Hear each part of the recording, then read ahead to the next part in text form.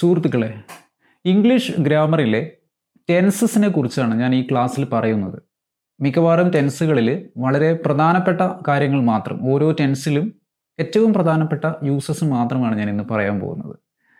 നമുക്കറിയാം, പഠിച്ചു തുടങ്ങുന്നത് പ്രസൻറ്റ് ടെൻസിലാണ്. 3 ടെൻസസ് ആണുള്ളത്: present, past and future. Present ടെൻസിലെ ആദ്യത്തെ ടെൻസാണ് simple present tense. Simple present ടെൻസിൽ നമുക്ക് ഏറ്റവും കൂടുതൽ മനസ്സിലാക്കേണ്ട സാധനം ഡു ഡസ് ആണ്. ഡു അല്ലെങ്കിൽ ഡസ്, ഈ 2 ഓക്സിലറി വെർബിൻ്റെ ഉപയോഗം മനസ്സിലായി കഴിഞ്ഞാൽ സിമ്പിൾ പ്രസൻറ്റ് ടെൻസ് മനസ്സിലായി. ഇപ്പം ഞാൻ ഇവിടെ ഇരുന്ന് നിങ്ങളോട് സംസാരിക്കുകയാണല്ലേ. I am speaking to you, I am giving you a class, I am looking at you. ഇതൊന്നും സിമ്പിൾ പ്രസൻറ്റ് ടെൻസ് അല്ല. പക്ഷെ ഞാൻ ഇവിടെ ഇരുന്നു കൊണ്ട് പറയുകയാണ്, ഞാൻ കാർ ഓടിക്കാറുണ്ട്. അതിപ്പോൾ ചെയ്യുന്നില്ല, പക്ഷെ ജനറലായിട്ട് ഞാൻ ചെയ്യുന്ന ഒരു കാര്യമാണ്. I drive my car. അവിടെ സിമ്പിൾ പ്രസൻറ്റ് ടെൻസ് ആണ് ഉപയോഗിക്കേണ്ടത്. മലയാളത്തിലാണെങ്കിൽ ഞാൻ കാർ ഓടിക്കാറുണ്ട്, ഞാൻ 9 മണിക്ക് മുമ്പേ ബ്രേക്ക്ഫാസ്റ്റ് കഴിക്കാറുണ്ട്. I have breakfast before 9 AM. ഞാൻ ബസ് സ്റ്റോപ്പിലേക്ക് നടക്കുകയാണ് പതിവ്. I walk to the bus stop. ആ സമയത്ത് സബ്ജക്റ്റും വേർബും പറയണം. ഐ പറയുമ്പോൾ അതിൻ്റെ കൂടെ വേർബിൻ്റെ ഫസ്റ്റ് ഫോം എസ് ഇല്ലാതെ, IS ഇല്ലാതെ ചേർക്കുക. I walk, I go, I watch football match. ഈ രീതിയിലാണ്. എന്നാൽ ഇവിടെ മനസ്സിലാക്കേണ്ട വേറൊരു കാര്യം, ഡസിൻ്റെ കാര്യം വരുന്നത് എവിടെയാണെന്നാണ്.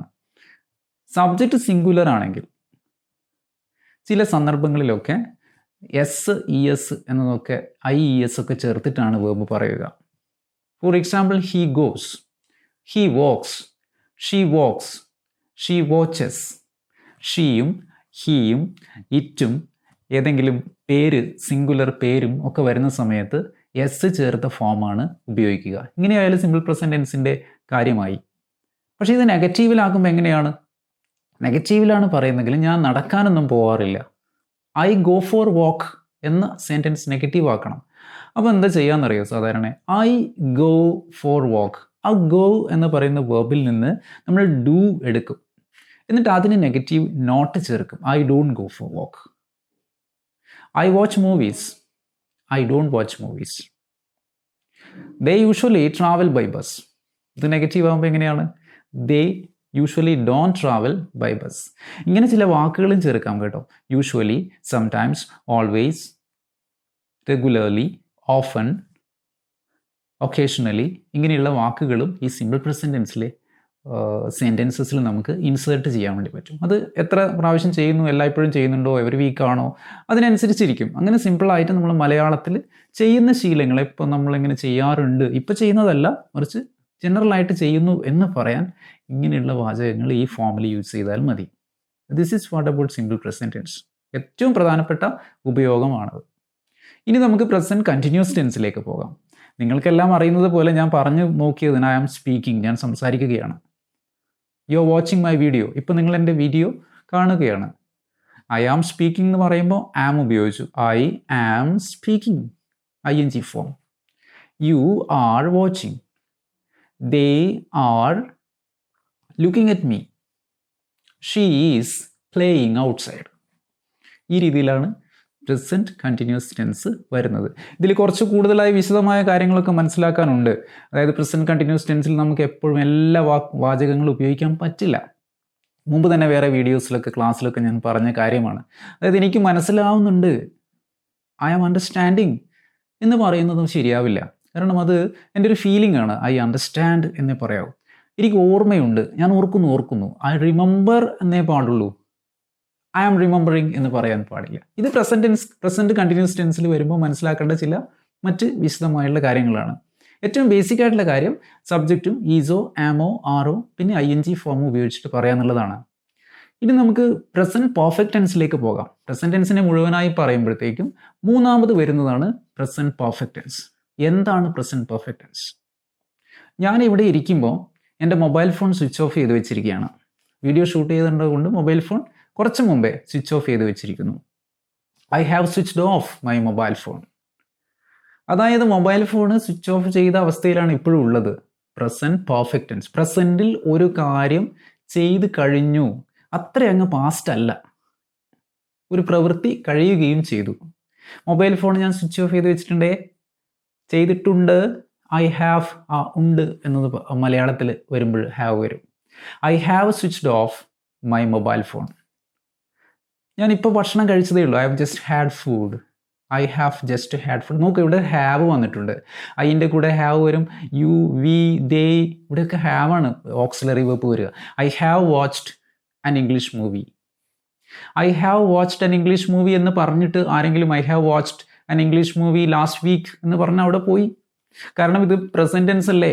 I have watched an English movie yesterday എന്നോ ലാസ്റ്റ് വീക്ക് എന്നോ പറയാൻ പാടില്ല. I have watched an English movie, അവിടെ നിർത്തുക. ഇനി ഇന്നലെ കണ്ടു എന്നൊക്കെ പറയണമെങ്കിൽ ഐ വാച്ച്ഡ് എന്ന് സിമ്പിൾ പാസ്റ്റ് ടെൻസിൽ പറഞ്ഞാൽ മതി, സിമ്പിളായി പറഞ്ഞാൽ മതി. I watched a movie yesterday. Present perfect ടെൻസിനെ കുറിച്ച് പറയുമ്പോൾ ഇതാണ് മനസ്സിലാക്കേണ്ട കാര്യം. സബ്ജക്റ്റ് ഹാവ് അല്ലെങ്കിൽ ഹാസ്, സിംഗുലറിന് has. She has met me. She has met me കണ്ടതേ ഉള്ളൂ. അധികം എപ്പോഴാണെന്ന് ഞാൻ പറയുന്നില്ല, പക്ഷെ അടുത്ത് കണ്ടു. I have recently posted a video in Instagram.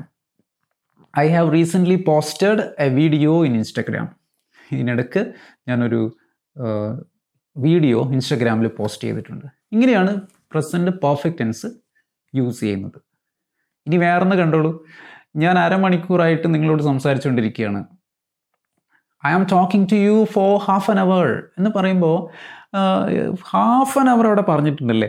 ഞാൻ അരമണിക്കൂറായി സംസാരിച്ചുകൊണ്ടിരിക്കുകയാണ്. നിങ്ങളോട് കാര്യം പറയും. ഇപ്പം സംസാരിക്കുന്നത് മാത്രമല്ല, അരമണിക്കൂറായിട്ട് ഈ കാര്യം തന്നെ ചെയ്തുകൊണ്ടിരിക്കുകയാണ്. ആ ഒരു ലെങ്ത് കൂടെ പറയാൻ, പുറകിലോട്ട് ഒരു കാര്യം കൂടെ പറയാൻ വേണ്ടിയിട്ട്, ഇത്ര സമയമായി എന്ന് പറയുന്ന സമയത്ത് I have been talking to you for half an hour എന്ന് പറയുന്നതാണ് ഏറ്റവും ഉചിതം. I have been talking to you since 6 o'clock.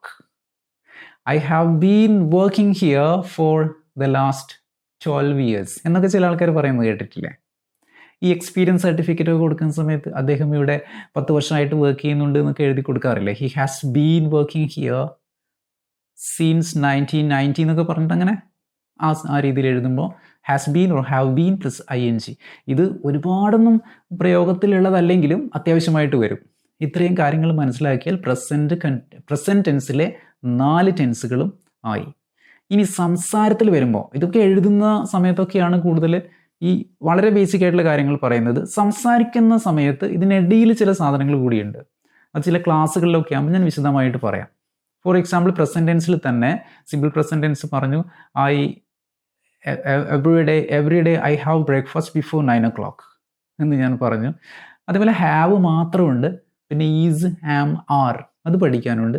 പിന്നെ നമ്മൾ ആഗ്രഹങ്ങളൊക്കെ പറയാൻ വാണ്ട്സ്, നീഡ്സ് ഇത് പറയാനുണ്ട്. ഇത് വാണ്ട്സ്, നീഡ്സ് തമ്മിലുള്ള വ്യത്യാസം എന്താണെന്നറിയോ? ഐ വാണ്ട് എ ബിസ്ക്കറ്റ്, എനിക്കൊരു ബിസ്ക്കറ്റ് വേണം, എനിക്ക് ഒരു ബിസ്ക്കറ്റ് കഴിക്കണമെന്ന് ആഗ്രഹമുണ്ട്, ഐ വാണ്ട്. കിട്ടിയില്ലെങ്കിൽ വലിയ പ്രശ്നമൊന്നുമില്ല.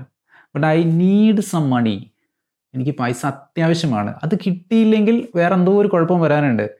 അതെനിക്ക് ചിലപ്പോൾ ഒരു റെയിൽവേ ടിക്കറ്റ് ചിലപ്പോൾ എനിക്ക് എടുക്കാൻ പറ്റില്ല അത് കിട്ടിയില്ലെങ്കിൽ. So there is something negative behind it. So I need your support, എനിക്ക് നിങ്ങളുടെ സപ്പോർട്ട് ആവശ്യമാണ്. ഇതില്ലെങ്കിൽ ശരിയാവില്ല, അത്യാവശ്യമാണ്. അതാണ് വാണ്ടും നീഡും തമ്മിലുള്ള വ്യത്യാസം. അങ്ങനെ ചില പ്രധാനപ്പെട്ട കാര്യങ്ങളും പിന്നെ കമ്മ്യൂണിക്കേറ്റ് ചെയ്യുമ്പോൾ സംസാരിക്കുന്ന സമയത്ത് എങ്ങനെ ക്വസ്റ്റ്യൻസ് ഉണ്ടാക്കണം, നെഗറ്റീവ് ക്വസ്റ്റ്യൻസ് എങ്ങനെ ഉണ്ടാക്കണം, റെസ്പോൺസസ് എങ്ങനെ ക്ലിയർ ആയിട്ട് വേണം എന്നതൊക്കെ പറയുമ്പോഴത്തേക്കും ഈ ലാംഗ്വേജിൽ നിങ്ങൾക്ക് പ്രസൻറ്റ് ടെൻസിലുള്ള എല്ലാ സെൻറ്റൻസസും ഡയലോഗ്സും വളരെ കൃത്യമായിട്ട് പറയാൻ വേണ്ടി പറ്റും, ഉപയോഗിക്കാൻ വേണ്ടിയിട്ട് പറ്റും. അത് സ്ഥിരമായി പ്രാക്ടീസ് ചെയ്യുകയും ഭംഗിയായി സംസാരിക്കുകയും ചെയ്യുന്നാൽ ഇംഗ്ലീഷ് വളരെ ഈസിയാണ് എന്ന് നിങ്ങൾക്ക് ബോധ്യപ്പെടും. That's all for today. Thank you very much.